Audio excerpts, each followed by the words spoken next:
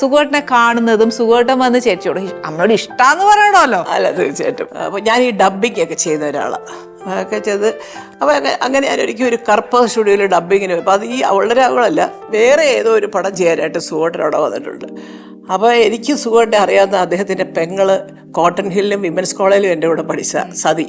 അപ്പോൾ ഞാൻ പറഞ്ഞു സതിയൊക്കെ ഇപ്പോൾ ഇവിടെയാണ്, ഞങ്ങൾ ഒന്നിച്ചു കൂടി. അപ്പോൾ പുള്ളിയുടെ സംസാരം അറിയാലോ, ചിരി വരത്തില്ല. എനിക്കറിയാം സതി ട്രിവാൻഡ്രത്ത് ഇവിടെ ഉണ്ട്. ഞാൻ അയ്യോ, അപ്പോൾ ഞാൻ ആദ്യം പറഞ്ഞ ഉത്തരം ഇതാ. ഞാൻ സതി എവിടെ ഉണ്ടെന്നല്ലേ ചോദിച്ചുള്ളൂ, വേറെ കുറ്റമൊന്നും പറഞ്ഞില്ലല്ലോ, എന്തുവാ സുകുമാരൻ. എല്ലാവരും കൂടെ ചിരിച്ചു. ഞാൻ സ്വതവേ ഇങ്ങനെയാണ് കേട്ടോ, വലിയ പുഞ്ചിരിച്ചോണ്ട് സംസാരിക്കാൻ എനിക്കറിയില്ല എന്നൊക്കെ പറഞ്ഞ് 3-4 ഡയലോഗൊക്കെ പറഞ്ഞ് അവിടെ വെച്ചങ്ങ് പിരിഞ്ഞു പോയി. അത് കഴിഞ്ഞ് പിന്നെ ഒരിക്കൽ എൻ്റെ വീടിൻ്റെ നേരെ ഓപ്പോസിറ്റാണ് ആനപ്പാച്ചനൊക്കെ എടുത്ത ഖാൻ സാഹിബ്. അദ്ദേഹം മരിച്ചു കേട്ടു.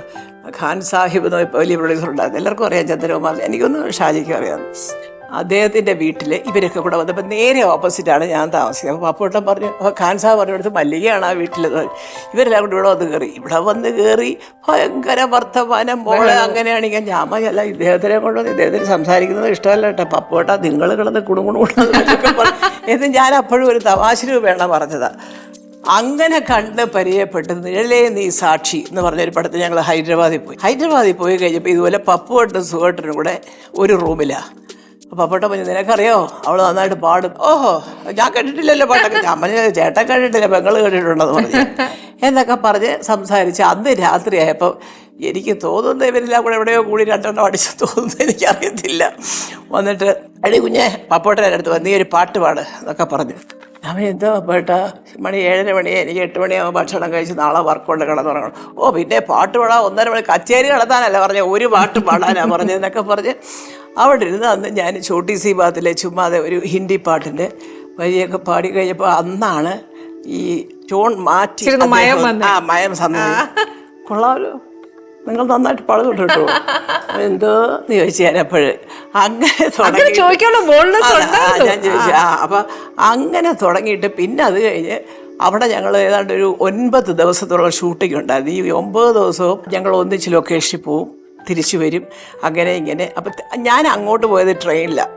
അപ്പോൾ തിരിച്ച് വരാറായപ്പോഴത്തേക്കും അദ്ദേഹം പറഞ്ഞു, നിങ്ങളിതിന് ട്രെയിനിൽ പോകുന്നേ, ഒരു ദിവസം രാത്രി മുഴുവൻ ഇരിക്കട്ടെ, പിറ്റേ ദിവസമല്ലേ എത്തുള്ളൂ. അപ്പോൾ അയ്യോ നമ്മളൊക്കെ അങ്ങനെ പ്ലെയിനിൽ തന്നെ വേണം എന്ന് പറയത്തക്ക രീതിയിലുള്ള നായികയൊന്നും അല്ലല്ലോ എന്ന് പറഞ്ഞു. അപ്പോഴത്തേക്ക് അദ്ദേഹം തന്നെ വിളിച്ചിട്ട് പറഞ്ഞു, ഫ്ലൈറ്റ് ടിക്കറ്റ് എടുക്കാൻ അവർ തന്നെ ഇതിനാണ് ട്രെയിനിൽ പോകുന്നത്. ഫ്ലൈറ്റിലാണ് സത്യം പറയുകയാണെങ്കിൽ ഏറ്റവും കൂടുതൽ സംസാരിച്ചത് അദ്ദേഹം.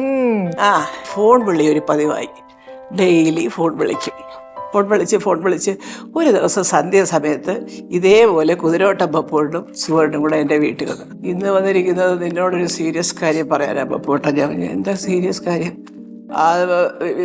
ഇവൻ പറയും, അവൻ ആര് സുഖാരം പറയും എന്നൊക്കെ പറയും. അപ്പോൾ ഈ സംസാരിക്കുമ്പോഴേ എനിക്ക് തോന്നി കുറച്ചൊരു എന്നോടുണ്ടെന്നുള്ളത് മനസ്സിലായി. അപ്പോൾ പറഞ്ഞു, ഞാൻ പറയാൻ വന്ന വേറൊന്നുമല്ല. അപ്പം ഞങ്ങൾ ശ്രീകുമാരൻ തമ്പിച്ചേട്ടൻ്റെ പടത്തിലുണ്ട്, ഏതോ ഒരു സ്വപ്നം മാളിക പണിയുന്നു, 2 ട്രിവാൻഡ്രത്താണ്, മെരിലാൻഡിൽ. അങ്ങനെ പിന്നെ തമ്പിച്ചേട്ടനോട് ചോദിച്ച്, അപ്പോൾ അന്ന് എൻ്റെ ചേട്ടൻ ന്യൂസിലല്ല, അങ്ങനെയൊക്കെയുള്ള കാര്യങ്ങൾ പിന്നെ എല്ലാം അവരിവിടെ ചേർന്ന് തന്നെ സംസാരിച്ച് അറേഞ്ച് മാരേജ് പോലെ ഭംഗിയായിട്ട് നടന്നു.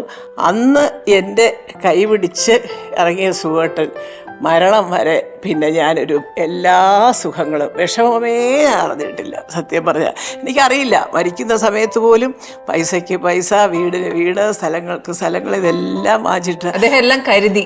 അത്രയോ ഞാൻ എപ്പോഴും പറയുമ്പോൾ ഒരുപാട് പ്ലാനിങ്, ഒരു ദീർഘവീക്ഷണമുള്ള ഒരു മനുഷ്യനായിരുന്നു സുഖേട്ടൻ.